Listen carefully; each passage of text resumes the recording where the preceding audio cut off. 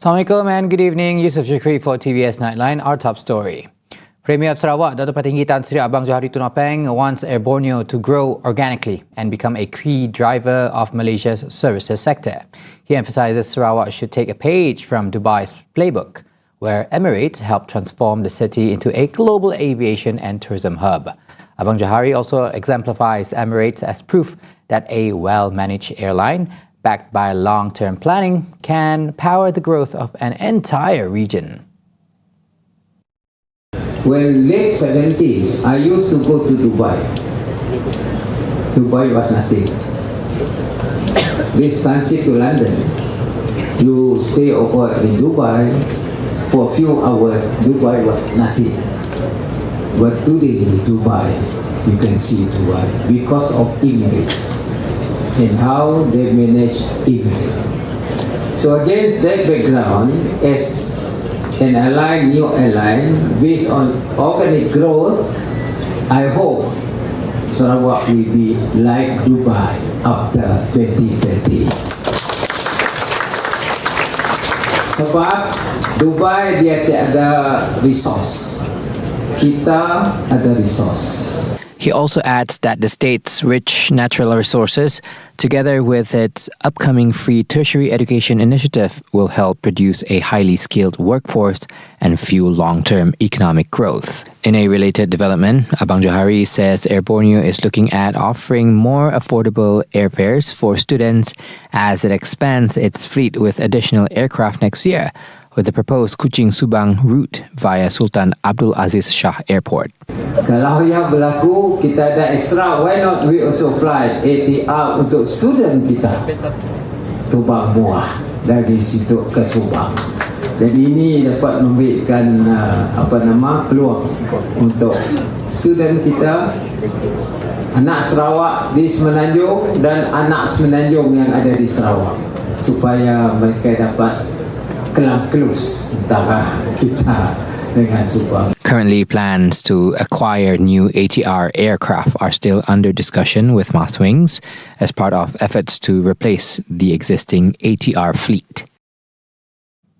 AIRBORNEO's inaugural flight from Kuching to Kuala Lumpur has been described as a special gift from Premier Dato' Patinggi Tan Sri Abang Johari Tunapeng to the people of Sarawak to commemorate the milestone while celebrating the state's Independence Day.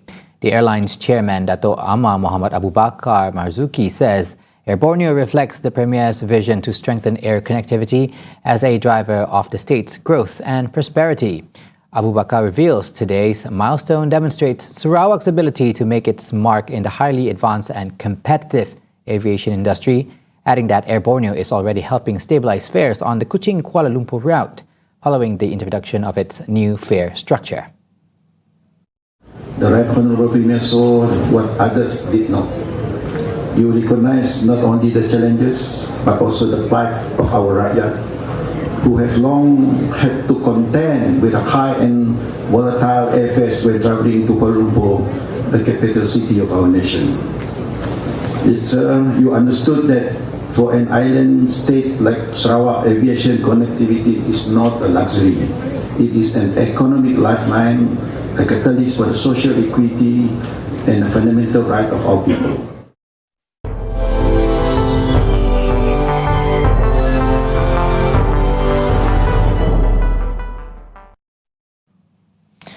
Tensions in West Asia continue to escalate as the fragile ceasefire between the US and Iran unravels. Fresh exchanges of strikes have spread beyond Iran, with Bahrain and Kuwait reporting attacks, while fighting around the Strait of Hormuz is raising concerns over global shipping and energy supplies. Cheryl Shaminato with the latest.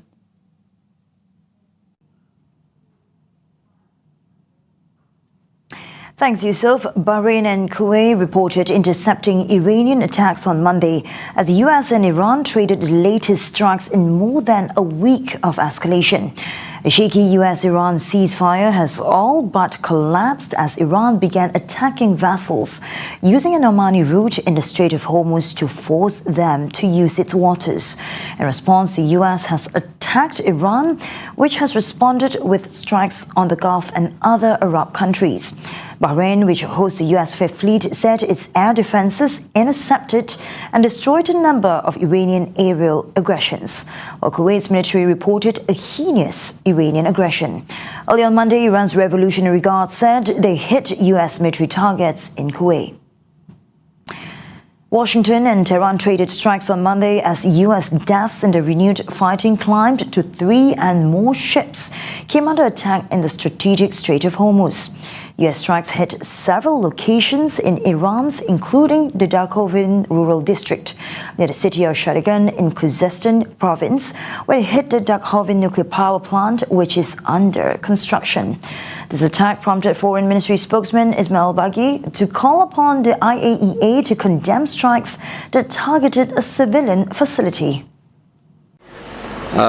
ایران به عنوان عضو NPT انتظار داره که شورای حکام آژانس، شخص مدیر کل آژانس که هر از گاهی بیانیه‌های سیاسی در رابطه با موضوع هسته ایران میده، در اینجا موضعش رو صراحتاً بیان کنه در محکوم کردن جنایت آمریکا. Iran's IRGC on Monday stated that 2 oil tankers trying to transit the strait had quote-unquote exploded and were brought to a halt, according to a statement reported by the Tasnim news agency. On the opposing side, U.S. Secretary of State Marco Rubio says recent U.S. strikes are targeting only Iranian assets used to attack global commercial shipping. He says the operation is aimed at protecting international maritime trade and has called on to other countries to join the effort. The only reason why the U.S. is conducting strikes is against assets of Iran that are being used to attack global commercial shipping. The Straits of Hormuz are international waterway, and they continue to launch against ships in that international waterway.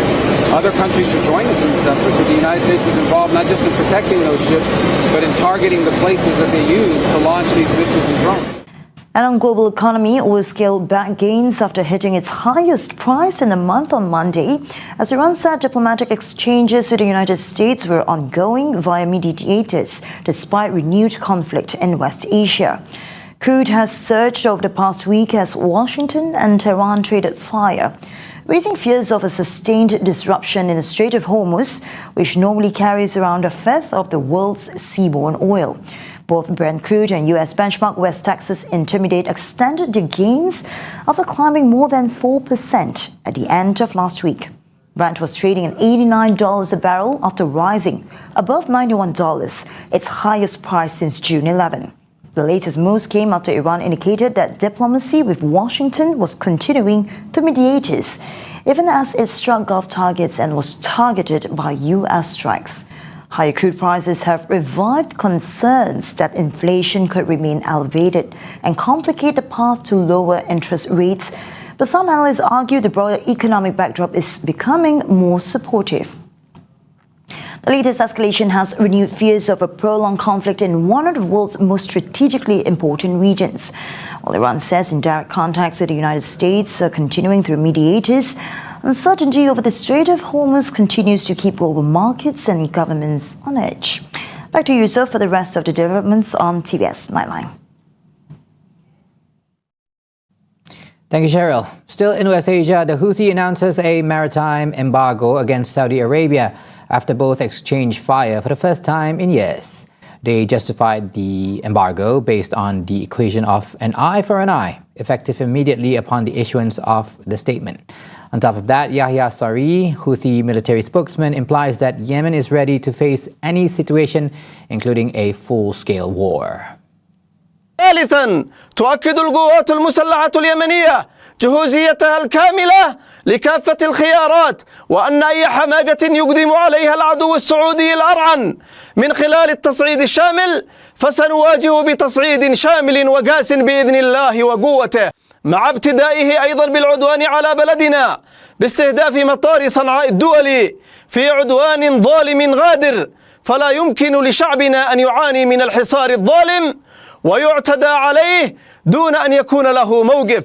فشعبنا العظيم هو شعب مؤمن مجاهد، شعب الإيمان والحكمة، وصاحب قضية عادلة، وله الحق الكامل في مواجهة هذا الحصار والعدوان الظالم بكل الوسائل المتاحة.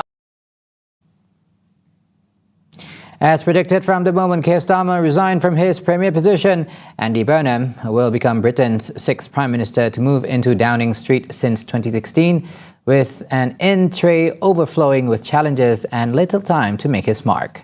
The new leader takes over from the unpopular Starmer just 2 years after the outgoing Prime Minister led Labour to power in a landslide election victory after 14 years of Conservative rule.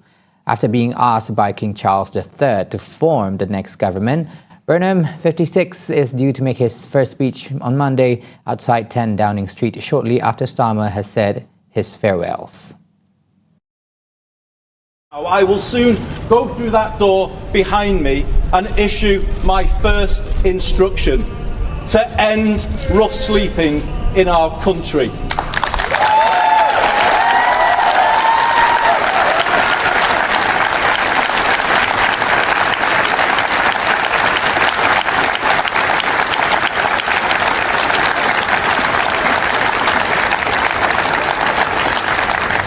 It's about putting the right values and the right standards at the heart of government.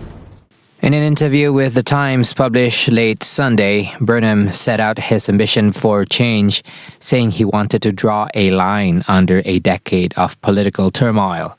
In his first speech, he was to acknowledge he feels acutely conscious of the need for a more stable brand of politics as he becomes the sixth new Prime Minister in the last 10 years. Burnham will set out priorities for restoring confidence in government and giving Britain more breathing room amid the cost of living crisis. Delivering growth and devolving power to regional communities are also expected to feature. Malaysia, the MACC has been directed to investigate whether there were any elements of corruption linked to the retirement fund KWAP Incorporated's investment in Indonesian aquaculture technology company eFishery. Prime Minister Datuk Seri Anwar Ibrahim says KWAP's management has also been instructed to give the MACC its full cooperation to ensure the investigation is carried out transparently and responsibly. Apa tindakan setelah kita dimaklum hal yang sedemikian? Tentunya siasatan harus dilakukan. Sebab itu saya menyokong langkah SPRM untuk meneliti sekiranya ada keterlanjuran atau percanggahan dari segi hukum ataupun unsur rasuah. SPRM harus diberikan kerjasama sepenuhnya. Responding to questions in Dewan Negara, Anwar, who is also Finance Minister, says KWAP's 163.4 million ringgit investment in eFishery had gone through a rigorous investment process involving professional fund managers, feasibility studies and approvals by its investment panel and board without political interference. He stresses that individual investment decisions were made independently by professionals and did not require the approval of the Finance Ministry. Founded in 2013, eFishery became one of Indonesia's most prominent technology startups after raising $200 million in a series of funding rounds in 2024.